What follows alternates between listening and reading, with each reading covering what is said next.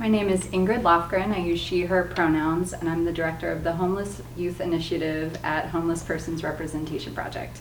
HYI serves youth and young adults 25 and younger by providing outreach in the community, legal rights education, legal representation, and systemic advocacy, which we do in partnership with young people.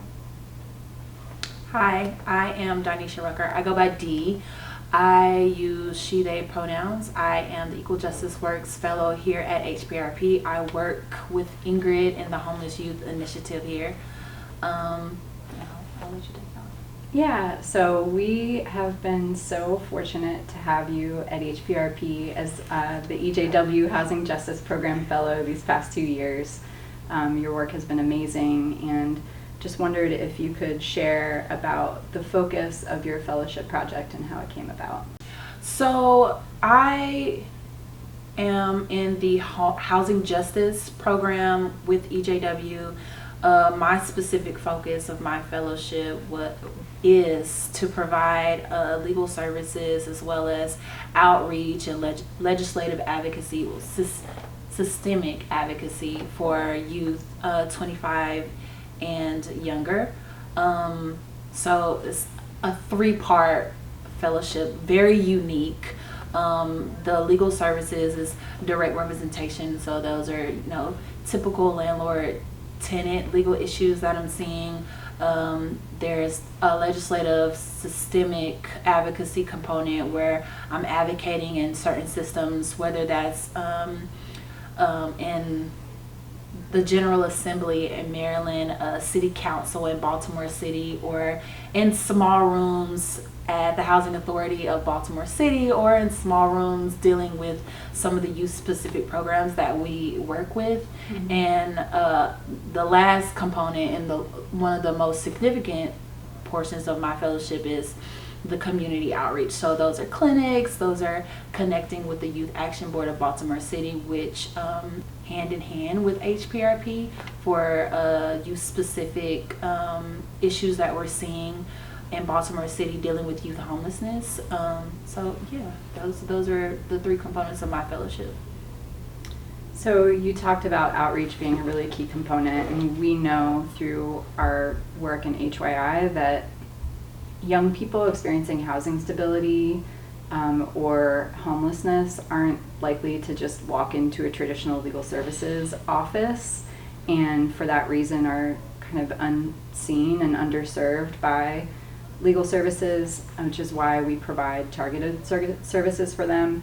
Could you talk a little bit more about what your experience of connecting with youth has been and some things that you have found work well? Yeah.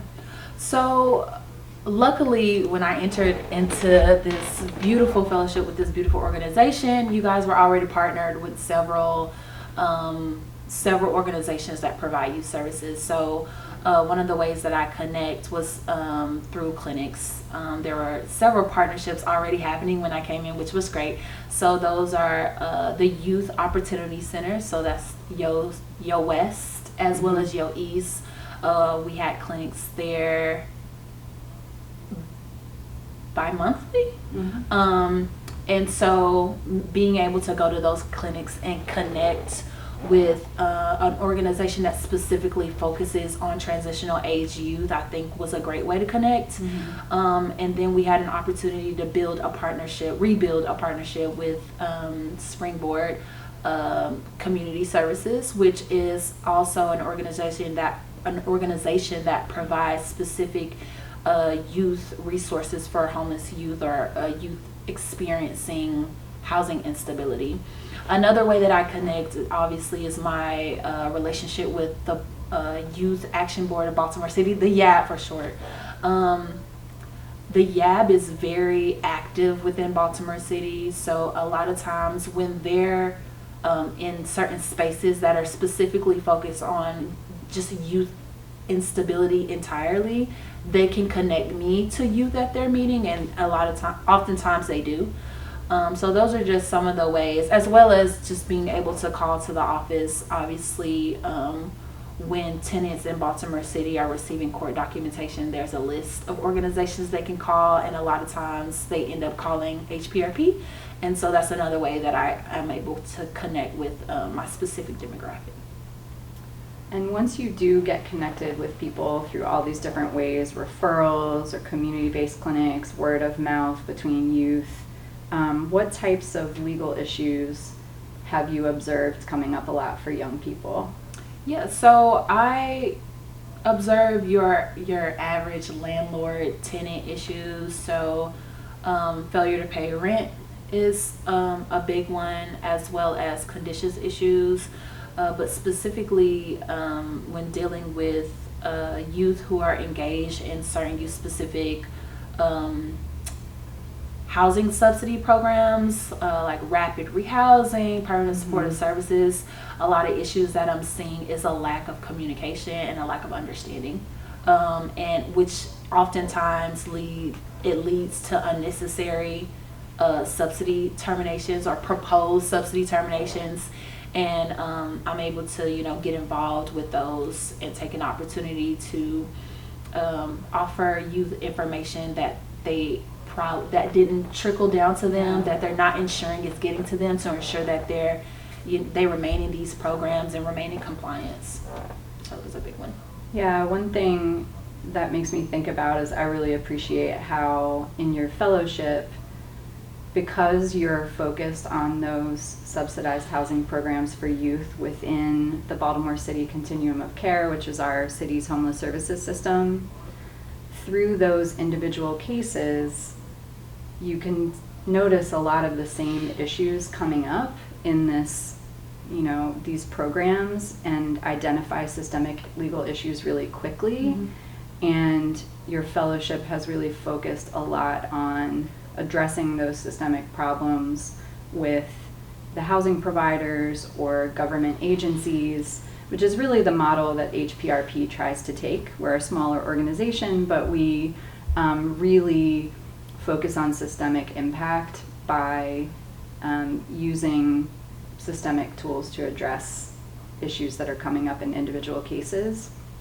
So having done a lot of that work with the Mayor's Office of Homeless Services, Housing Authority of Baltimore City, housing programs within the COC, what are some things that you think housing providers and government agencies could be doing differently that would allow them to more effectively support young people?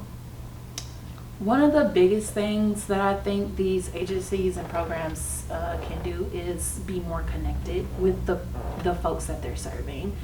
A lot of times I see youth come into these programs and they go through an intake and they're never touched again by the program until we have an issue.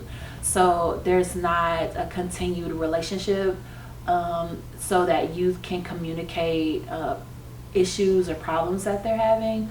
Another thing is communication. So there's not a lot of communication, especially direct communication. A lot of times these transitional age youth don't understand who to talk to. The only people in these programs that they have somewhat of a line of communication with is the case manager. And that leads to the next issue that I see is overworked case managers. Mm-hmm. So then you can't get in contact with the case manager when you're having an issue. And a lot of times you see burnout, which is I'm just going to give up because I can't get in contact with anyone. So I'll just let whatever happens.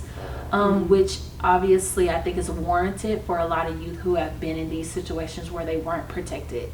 They kind of just allow whatever happens to happen, and then it ends up with them being in connection with me. Because it typically leads to a subsidy termination. The programs that I've worked with can be great, can be effective.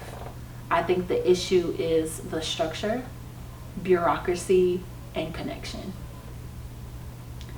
Of the systemic work that you've done during your fellowship, is there a particular policy issue or policy change that you feel is particularly important that you would want to highlight?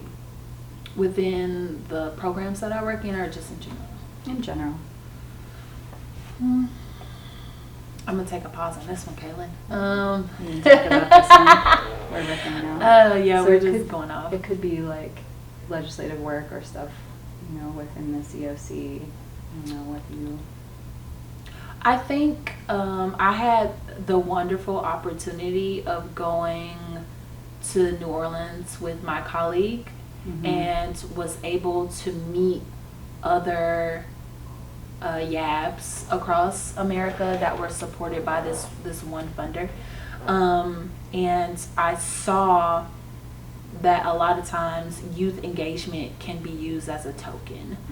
And I can see that being an issue in some programs. I know that, you know, the YAB was a part of that event in New Orleans and that conference, and they were able to see how youth can be tokenized in order to continue to get money and then not be supported by that money.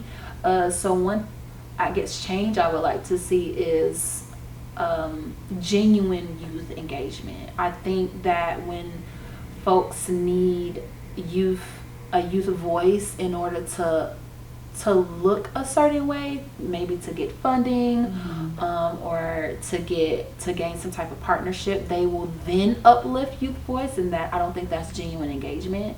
I'm super proud of the YAB for how they've committed to not being a token and committed to being the change that or committed to requiring that level of youth engagement. I think it's been a beautiful thing to see how they've grown, but I would like to see it everywhere that has some type of youth, not action board, but a youth-centered focus, right? So resources that are specifically for youth, I would like to see organizations really engage the youth that they serve in order to change the policies. Because a lot of times what I'm seeing is that the youth responses to policies, if they were actually engaged and listened to, would make the programs better, you know, to serve them. But it's because that engagement isn't happening that those policies aren't changing. Yeah, and that it makes me think, you know, actually people who are affected by a system being centered in decision-making processes in that system is an equity issue. Yes. You were recently elected as the first chair of the Continuum of Care's newly reconvened Race Equity Action Committee. And I wonder if you could talk a little bit about your goals as you continue leading that group. Yeah. So I occupy a very unique position as the chair of that specific committee, obviously because of my advocacy within the systems, within the COC systems and programs, right? So I've seen a lot of racial inequities in general, and programs that aren't inclusive the way that they should be. So, you know, my vision is to be the change that I would like to see in the programs that I'm advocating in, and hopefully create a solid foundation for that committee to continue to be what the COC needs it to be to ensure equity, racial equity, equity in general, and inclusiveness after I'm gone. So you said after you're gone. I'm really thankful that you are continuing at Homeless Persons Representation Project beyond the end of your fellowship to continue this work. Your work has had such an important impact, and our whole team loves having you as a colleague. And so since you are staying on at HPRP, I wondered if you'd like to let any youth who might see this or service providers know how they could connect with you for legal assistance or to partner in any of the work you've described. Absolutely. I'm Dee again. If you would like to connect with me, whether you are a potential client or a program provider, you can check out www.hprplaw.org. It'll be somewhere on the screen. On that website, there'll be a specific tab for the Homeless Youth Initiative. You can click that tab. It'll have all the information about our program, and below there's a contact number that you can contact and get in touch with me anytime. Thanks.